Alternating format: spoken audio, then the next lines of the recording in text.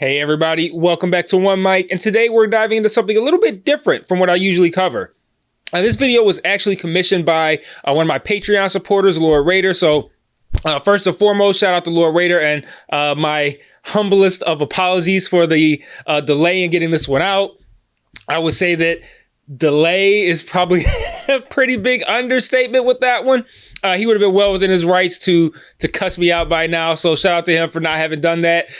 And on that note, today I'm here to talk about season 1 of HBO's The Gilded Age, a show that kind of was on my radar, but kind of wasn't until, I'm not even gonna say kind of was, it mostly wasn't. It was like 80% not, 20% on it, until Lord Raider, the Lord himself, beseeched me to watch it. And honestly, I might be glad that he did. It kind of remains to be seen, but let's talk about it. It's kind of tricky.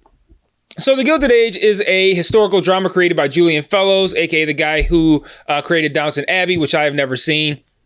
And it's set in the 1880s New York City during the actual Gilded Age, a time of massive wealth, ruthless capitalism, and a whole lot of class warfare. That's putting it very nicely. The show captures that boom era and explores the friction between old money and new money, and the elites in Manhattan society. Leading the new money charge are Bertha and George Russell. They're played by Carrie Coon and Morgan Spector, respectively. George is a ruthless, powerful railroad tycoon. Bertha, on the other hand, she just wants to be accepted into high society more than anything. And that's basically like her whole character arc, is this acceptance into this society. Think of them as like the 19th century's answer to like Logan Roy and Shiv, you know, ambitious, dangerous, and calculating. But that's part of the give and take with this show, though. It's as much Succession as it is Real Housewives of wherever the fuck. Like, their neighbors across the street, literally across the street, are Agnes Van Ryn and her sister Ada Brooke, played by Christine Baranski and Cynthia Nixon, respectively. They're old money to the bone, and Agnes in particular has zero interest in letting the Russells crash her pretentious, precious social circle. And things get even messier when Ada's niece Marion, she's played by Louisa Jacobson, aka Meryl Streep's youngest daughter, because talent runs deep in that family, apparently, till she comes to live with them, accompanied by Peggy Scott, a black woman and aspiring writer played by Danae Benton. And look, Peggy showing up with Marion in 1880s Manhattan pretty much tells you everything you need to know about the kind of treatment that this woman gets during this first season of the show. But Peggy's got her own story to tell. It's compelling. Hey everybody, I just want to take a small break from this review to talk about the various other ways you can engage with me on other platforms. If you're so inclined, and I understand why you wouldn't, I am an acquired taste, but you can join the Patreon where you can get extra content like retro reviews, where I review old shows and movies to see if they still hold up today, Mike's Musings, where I talk about shows I'm watching that I don't cover on the channel, or Mike's VOD, where you can commission me to watch a show, which I will then review on the channel. And if you want to engage with me and chat with me more directly, I also implore you to join the Discord and follow the Facebook page. I set up channels in the Discord for all of us to discuss the shows I'm reviewing on the channel, and I also drop new videos in there, so this is the easiest platform for me to share to from my phone. The Facebook can be really fun because I sort of live comment on shows I'm watching, often while under the influence, I'm not going to lie. And I'll also share news there, both about television and film, and about myself as well. So if you like my content, you want to be more engaged, you think I'm charming, or you simply want to show support, feel free to sign up for the Patreon or join the Discord or Facebook today. Links to all platforms are in every video description. Remember to share all my shit to your respective social media platforms. And now back to this review. Now, while the main drama centers around these upper class families and their little wars over who gets invited to what ball and who made their debut into society, the show also puts a surprising amount of effort into developing the supporting cast, especially the household staff working for both families, the Van Ryn family and the Russell family. This is one of my favorite aspects of the show. Like, I know the show is known for its costumes and sets and acting performances, and I love all that stuff, but I really love how they've carved out this special little place within the show, just like these people have carved out their own special little place within this society. They've carved out this space for these staff members. It's like entering into a different world and watching an entirely different show with different people who have different values and different desires. And the staff members are all well written, well acted characters whose lives are robust and fun to follow. It's truly like one of the strongest aspects of the show. Now let's talk about some of the performances, because there's some real standouts. Christine Baranski and Cynthia Nixon absolutely crushed their roles here. Baranski's Agnes, she's cold, she's sharp. Cynthia Nixon gives Ada like a warmth that kind of helps balance the two, but you can still tell like she ain't quite right. And I think that's really cool to see Cynthia Nixon really get to show out in a role that's so different from the role that she's most well known for. And man, look, Nathan Lane, this dude is hamming it up, man. Like, he's doing full on like foghorn leghorn in this shit. Like, I say, I will help you in your quarrel with Miss Astor. Like, Nathan Lane and Cynthia Nixon are really getting to show out, and it is quite enjoyable. I bet the three of them, Baranski, Nixon, and Lane, probably do and say a whole bunch of shit that's not in the script, but still ends up making it into like the final cut of the episode. This entire cast does a great job, though. From the elites to the staff, not a weak spot in the cast. I also really liked everything related to George Russell's business dealings. Like his power moves in the railroad industry, I thought were compelling. That stuff that's a bit more like Succession, I love it. The whole arc about him bribing like aldermen for votes and him facing prosecution over a train crash. Like, that's the kind of high stakes drama that I really enjoy within this world. And best of all, like, I respect loyalty, and George is a loyal dude. Like, I respect that. Like, all that money, he's got naked women crawling into his bed, and he remains loyal to his wife, and he puts her desires first ahead of his own most of the time when it's reasonable.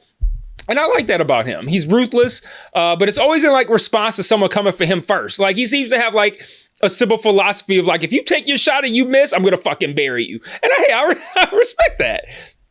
And props to the writers too for like weaving like real life historical events into the narrative as well. Like that mix of like fact and fiction. It gives the whole thing a bit more fun and makes you feel like you're watching like a real bit of history. But despite all that, I said earlier, there's a give and take here. Like with what you get, there's something you got to give. And I'm not going to sit here and pretend that this is exactly my favorite genre of television here. Like, I'm going to be real with you.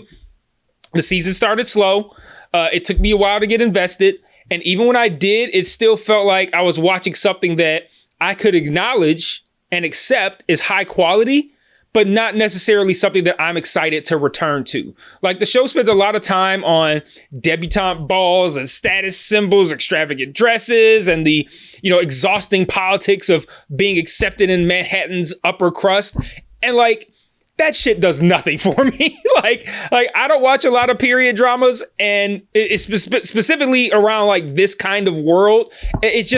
I'm not into it. I've never been big on, corsets or ballroom etiquette. Like I've never seen Downton Abbey. And even though I enjoyed this show and I think it's a very good show, I'm not particularly interested in starting Downton Abbey. It's just, I found myself entertained because, like I said earlier about that give and take, the Gilded Age plays out like a wild mashup of Succession and Real Housewives. And it's like, if you dropped Logan Roy into the middle of a Bravo reality show, and it's like, you've got power plays, betrayal, scheming, and shady backroom deals. And that's the Succession stuff. And I'm with that. But then you've also got messy gossip, snobbery, pettiness, the occasional like old-timey insult delivered with a gloved white hand slap. Like I can see why people like it. Like, it's a glimpse of a forgotten era. No one who was alive then is alive now.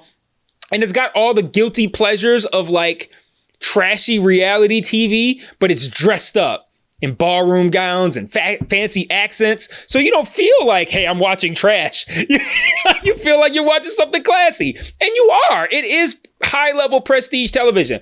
But that pettiness and that infighting and the prioritization of wealth and acceptance and all of the things that these people value, it's never been my thing. They value things that I don't care about. And messy, trashy gossip and shit talking doesn't really appeal to me anymore either. And also, it takes a long time to learn who's who in this show. Like, there's a huge ensemble cast, And it's not always easy to remember everyone's name. So it takes a while to gain investment in the characters because it takes a while just to know who's who and what significance they have and what their relationship is to someone else. So ultimately, here's where I land. The Gilded Age is a good show. It's a very good show. At least season 1 was. The production value's top tier. The performances are strong. And there's real intrigue under all that like high society posturing. But at the same time, I'm unsure if I have enough interest to get caught up on the 3rd season that's currently airing. Not because the show did anything wrong or because it's flawed. It's just because this isn't a genre that I naturally gravitate toward. Like, I'm glad I watched it, and I'm especially glad that Lord Raider put it on my radar. And as it stands now, I'm starting season 2, so I'm not like out on this show or anything like that. Like, but this will probably be a make or break season for me. Like, if this isn't better than season 1, then I'm probably not gonna watch season 3. But, you know, it's easy. This season 2 is going to be a little bit easier. The world's been built now. I know who the people are, finally. It has the opportunity to really take this from a good show to a great one. And I'm willing to give it that chance. So thanks again to Lord Raider for commissioning the video. And if you all like to make a request of your own, you can do that on the Patreon, but good fucking luck on me getting to it. But to be fair, to my credit, the delay in getting Gilded Age done was a combination of a couple of things. One, like I said, it's not something I would naturally gravitate toward, and it got off to a slow start. So I was less inclined to go back to it because I just wasn't. Again, I was overwhelmed by the cast, the number of people. I was overwhelmed by just the fact that it takes place in a world that doesn't interest me at all. And to the contrary, I find actually pretty disgusting. So it had that going against it, but then my wife also wanted to watch it, but then she also fell out of it. So anytime it was kind of like, let's go back to the Gilded Age, she was kind of like, I don't know if I really want to. So that kept pushing it out. And once I got to the point where I'm like, okay, she clearly doesn't want to watch this anymore, I was like, I'll finish it for the Patreon and then that'll be it. And I ended up liking it. So that's why I'm going to watch season 2. But that's the real reason for the delay, was that my wife wanted to watch it too. We started watching it together and she fell out of it. And then we were kind of just like, every time it came out, we weren't really that much. We weren't really that excited about going back to it just because of the nature of those first 3 episodes. And I went back to it, finished it, enjoyed it. And here we are. So don't forget to like, subscribe, hit the bell so you don't miss any future content. Maybe I'll have a video coming for season 2. Like I'm probably going to end up doing that. I'm probably going to end up finishing it. We'll see. So I'll have I went from I'll probably have a season to starting to say I'll have a video to saying I'll have a video. I ain't making no promises, but we'll see. Hang around, subscribe, and if one drops, then you'll be here to see it. So until then, peace.